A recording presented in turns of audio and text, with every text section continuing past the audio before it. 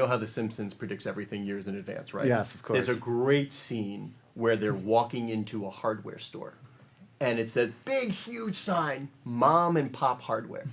And then they don't point it out. If you see it, you see it. As they're walking in, there's a little plaque on the side that says, a division of Global Dominance, Inc. That's how I kind of feel how sports teams are. It's like, it's sold as the mom and pop. It's the Dodgers. It's the feel-good team. A division of Global Dominance, Inc. Does that resonate with you?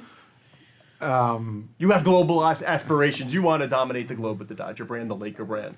Yeah, ultimately you want to win, right? And That helps you dominate the globe. Winning is a prerequisite to domination. We don't think about it as domination. We think about it as winning. And if we happen to win all the titles and someone talks about us as dominating, we'll be okay with that. But welcome to Sportico Live. Of course, we want to say hello to our subscribers. And if you're joining us for the first time, we want you to become a subscriber. But thanks for joining our thought leadership community. We are chatting about investing in sports, a big topic these days. We are happy to be joined by our sponsors, Goldman Sachs and O'Melveny Law Firm. Speaking of O'Melveny, we have the co-head of the sports and entertainment practice, Chuck Baker, with us. Chuck, hello. Hello, hello. And to your right, my left, we have Todd Boehly, part owner of the Dodgers. Nice to see you. Thanks to see you. Dodgers doing pretty well, eh? Off to a good start. All right. Also investor in the Lakers and a few other things in terms of platform company. We will get to it. My question for you to start, why do you want to be involved as an investor? Because it's an emotional investment. It's a financial investment in sports. Because I've talked to other owners and we have discussed this. You can do everything right and still not win. That doesn't seem appealing to me. Why does it appeal to you? Because it's intellectually stimulating. Ultimately, I think generally that's pretty much a rule, right? There's no guarantees. And I think it's also very humbling when you do everything right and you still don't win. So there's a component of it that, makes me continue to strive to do the best I can do every day. And, you ultimately start, you figure it out, you put the right people in place, you build the right foundation, and you then let it run. And from my point of view, at that point, you get all the benefit while you sit back and observe. And you can't tinker every day. I love that, but I've never heard the intellectually stimulating answer. And I've asked plenty of owners, why do you be involved in this? It's fun, it's high profile, the emotion part of it. But I'm really curious about that. It's intellectually stimulating. I guess, yeah, but every day, just explain that a little bit more. What do you do on a daily basis that you get that constant feedback? Well, you're constantly thinking about probabilities, right? And you're constantly thinking about how do I put together the best possible chance to win, recognizing that it's never 100%, right? But if you're under the hoop enough times and you're in the right place at the right time and you've built something that's sustainable, then it can continue to perpetuate. And I just love the fact that, if you build the foundation, and I also love the fact that there's no shortcuts.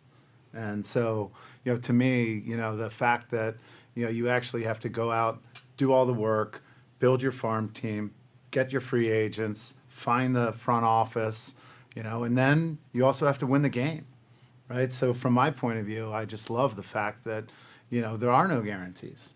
Right? Chuck, have you heard this before from other prospective owners, like this, the intellectually stimulating part? I have actually. What I'm curious about, though, obviously it's intellectually challenging to try to put together a team and put together a winning team, and that sometimes takes years. Do you find the business itself to be challenging? You run a lot of businesses through Eldridge. Is this a business that you would say is one of the more challenging, or is it not that complex a business from your perspective? I think there's definitely complex components to it, and the more of it that you can control, the easier it becomes. So I think one of the things that's great about the Dodgers, right, is we have 200 acres, we have our own stadium, we have the ability to define how we use it every day. I think that if you don't have those pieces, then it's a harder business. But I think once you start to understand, and by the way, winning's valuable, right? So as you start winning more and winning with regularity, right, then you have more and more associations and opportunities for associations with the equity in the brand. Yeah, no, that makes sense. So let me ask you this. You and I worked on acquiring about a third of the Lakers together recently. How important was the fact that your baseball team was in LA in that decision, or were you interested in the NBA generally and would have, acquired a nice opportunity there? I think I can answer this one, but I'm going to let you know it. I think we started talking to Jeannie back in 2014, and our approach was very different than most, at least how it's been translated to me. We didn't show up with any agenda. We showed up with, we're your friends, we're the Dodgers, and, we're here to be helpful. And, when the opportunity came to acquire that, stake from Anschutz, Jeannie was the first, she called us first. And by laying the groundwork, and getting to know her, and getting her trust, I think that really gave us the opportunity to negotiate. And, I think we're very happy about the fact that it was in LA. Lakers and Jeannie, Dodgers. Lakers, global brand, or arguably among the top 2 or 3 in the NBA. Dodgers, same in MLB. Would you buy a team that wasn't a global brand? And do you see a lot of upside in teams that aren't already global? I think that's I like the ones that have significant momentum already behind them. And, that's my preference. And I think they're more expensive, but I think they're generally better value, right? So the fact that, the Lakers, one of the rumors that I've heard is that there's been more Laker jerseys sold than all the other teams combined, right? They've got 17 world titles. You walk into their facility, they've got them all. And the trophies are up in the office when you look up. It's totally awesome over the court. Yep. Right, reminding everyone why they're there. Yep. And the Dodgers have 6 and, hopefully growing. So, I think those two brands, they mean more than just baseball and basketball, right? They mean Showtime, right? When the NBA actually came to be, right, you had kind of the Celtic style of ball, you had the Laker style of ball, and you had the Detroit Pistons style of ball. Showtime, slow time, and ugly. Your words, not mine. You're not disagreeing. But, and then, of course, with the Dodgers, you have the Jackie Robinson legacy, the history of the organization, and all the great games that they've played over the years. So you have 2 tremendous organizations in a tremendous city, which we think, is only going to allow you continue to to do. grow. Please, give me the vision of how you will distribute those brands around the world. I mean, it's all about tech. It's about scale. It's about reaching eyeballs outside of just those folks. How many seats are in Dodger Stadium? 55,000. 55,000 times 81 home games. That's a finite number. Yeah, 100%. Why would you just want to capitalize on those when there's a whole world out there? Well, there's also playoffs, and that's why you win. Yeah, of course. But it gives you entree to those global eyeballs. How do you capture them all? Well, I think we think about it as, there's the stadium, right? And then there's the glow, right? The glow that comes out of the stadium. And you have, obviously the sponsorship, the merchandise, the ticket sales, you have all that in stadium, right? And then, ultimately the value is going to be in the reach of the glow. And the glow is the media, right? And where does it go? And of course, right now, right, one of the things that I think all the leagues are thinking about and need to be thinking about is how do you incent teams to want to grow internationally, right? Because right now, if you are the owner of the Dodgers and you sell merchandise in Japan or Taiwan or any other place, Korea, where the Dodgers are loved and followed, the economics of that don't justify you doing it. So ultimately that has to, and Mexico, I mean, there's lots of markets where we think we have lots of ability to build our brand, but the challenge is that, the incentive system doesn't really allow for it.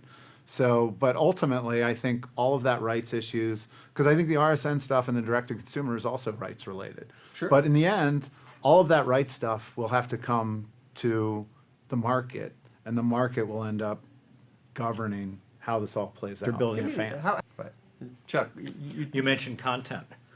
These are vehicles for content, right? I mean, Adam Silver would call the NBA an entertainment property. Yeah. It's content.